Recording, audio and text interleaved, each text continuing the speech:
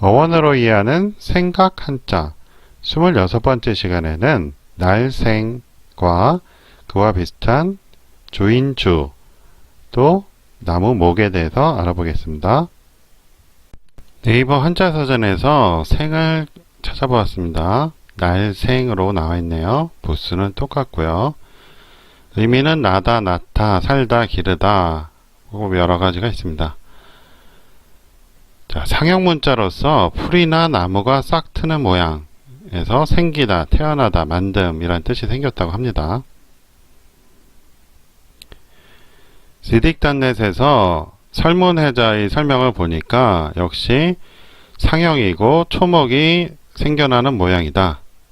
땅 위로, 흙 위로 이렇게 생겨나는 모양이다 했습니다. 자원자형을 보겠습니다. 지금 글자는 어떻게 주자에 이렇게 삐침이 있는 것 같은데 그 갑골문에서는 확실히 이 땅 위로 뭔가 올라오는 모양이 확실하죠.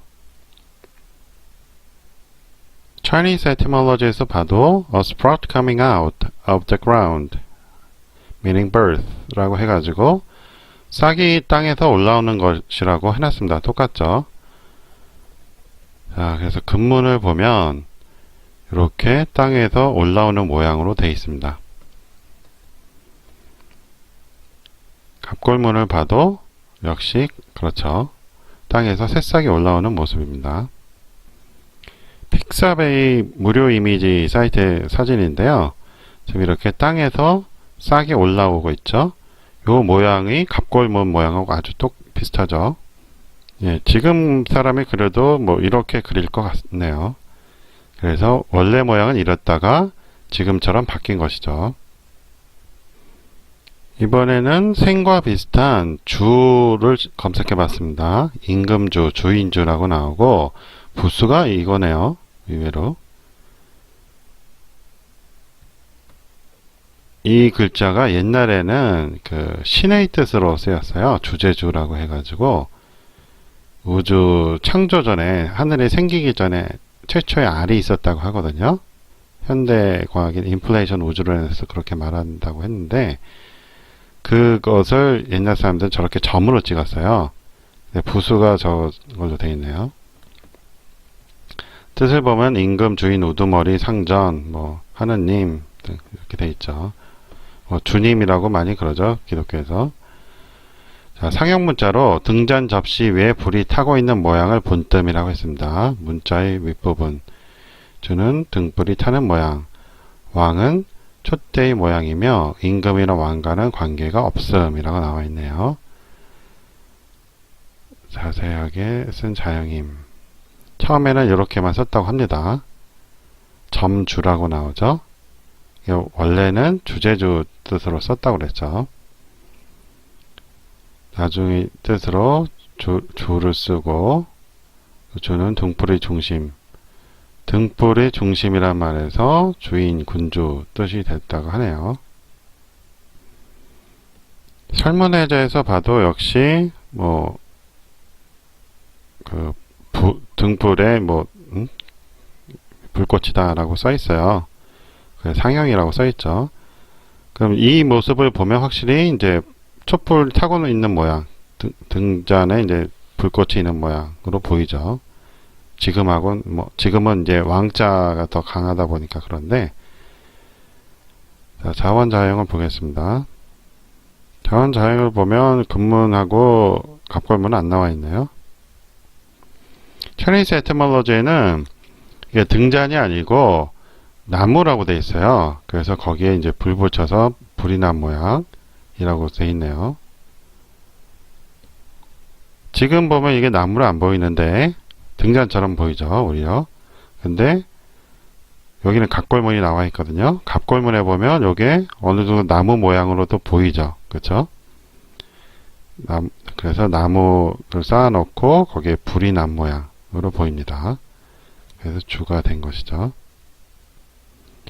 인터넷에서 토치를 검색을 해봤는데 아까 Chinese etymology에 토치라고 나왔거든요. 그 밑에 나무가 이제 횃불용 나무라는 거죠. 그래서 여기 사진을 보시면 그 옛날에는 이제 나무에 위에다가 뭐 감아서 천 같은 거 감아서 이렇게 했을 거 아니에요. 그 모습이죠. 그래서 저렇게 불나는 모습이 원래 주자였다는 것입니다. 지금은 이제 손전등이라는 의미로 쓰이고 있어요. 토치가. 그리고 주의 원래 글자였다는 이 점주를 찾아보니까 강의자전에 이렇게 나와요. 상형이다 하고 가차하여서 주제자라고 쓴다 라고 나오죠. 그래서 옛날에는 요 점을 그 하느님으로 이제 썼어요. 그래서 옛날 청동검 중에 이렇게 요런 점 아예 동그란 점으로 된 게 있는 게 있거든요.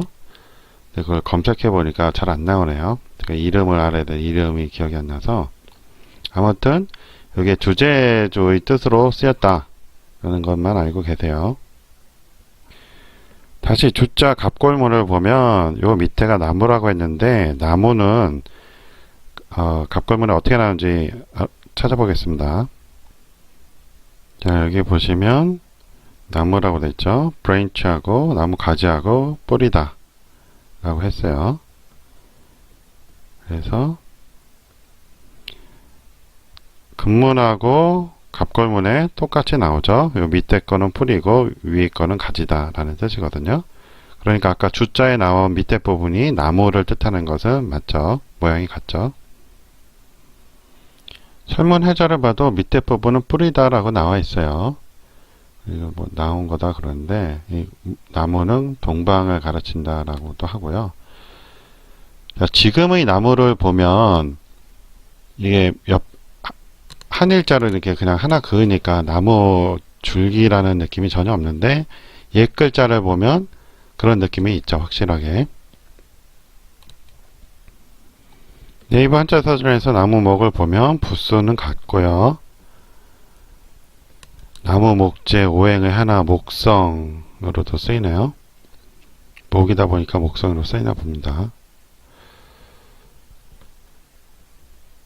당의 뿌리를 바꿔서 나무 모양을 본뜬 글자라고 나오죠. 관련 할자를 보면 두 개일 때는 수풀림이 되고 그러네요. 세 개일 때는 수풀 3이 되고 그러죠. 나무 수라는 글자도 있고요. 지난 시간에 했던 토를 다시 보겠습니다. 생이라는 글자가 오늘 주제 한자인 생이라는 글자가 땅에서 싹이 돋아나는 모습이라고 그랬죠. 그래서 현재 한자는 어떻게 보면 토 비슷한 면도 있는데 그 토는 이렇게 그 도자기 만드는 모양이라고 했죠. 그래서 요 갑골문에 보면 이렇게 완전히 도자기 만드는 모양으로 되어 있습니다. 그러니까 지금 한자하고 많이 다르죠. 지금은 이렇게 변한 거고요. 원래 이렇게 도자기 모양이었다가 이런 식으로 변한 거예요. 역시 지난 시간에 배웠던 왕이라는 글자 또 생을 이루고 있는 주와 비슷한데 그 왕이라는 것은 현재 모양과 달리 그 근문에서는 도끼 모양이라고 했습니다. 그래서 권력자가 도끼를 가지고 있는 모습의 상형이라고 그랬죠. 그러다가 지금처럼 왕자로 바뀌었다고 그랬어요. 그렇죠? 지금 이런 거 보면 완전히 도끼 모양이 나오죠. 근문에서는.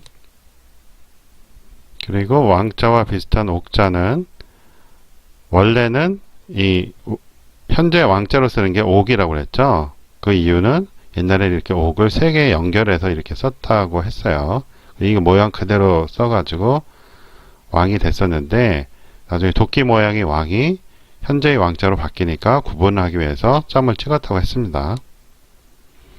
뭐 그래서 파자하는 분들은 왕이 점 찍어 놓은 게 옥이다 뭐 이런 식으로 재미있게 얘기를 하기도 해요. 근데 그건 나중에 이제 만들어진 이야기고 원래는 왕자가 옥자였고 원래 왕자는 도끼 모양이라고 했다고 그랬죠. 자, 이렇게 해서 오늘 주제 한자인 생에 대해서 알아봤습니다. 생이라는 것은 땅에서 뭔가 새싹이 나오는 모양을 그린 것인데 지금처럼 변했다고 그랬죠. 그래서 지금 보면 주자 또는 왕자와 비슷하다고 했습니다. 근데 주자는 그 횃불 들고 있는 모양이라고 그랬죠. 그래서 불꽃 모양의 지금처럼 변했다고 그랬고, 주자에 있는 왕으로 보이는 것이 사실은 나무라고 했습니다.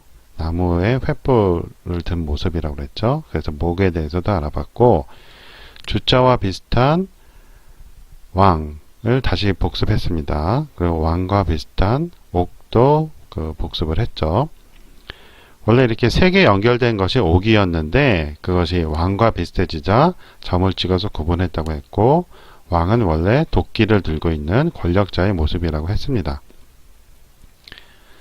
그리고 생을 설명할 때 땅에서 올라오는 모양을 해서 흑토를 복습을 했습니다. 흑토는 지금 모양과 달리 도자기를 굽는 모양에서 변했다고 했습니다. 자, 오늘 여기까지 하고요. 다음 시간에는 다른 한자로 찾아뵙겠습니다. 구독 안 하신 분들 구독 눌러주시고요. 안녕히 계세요.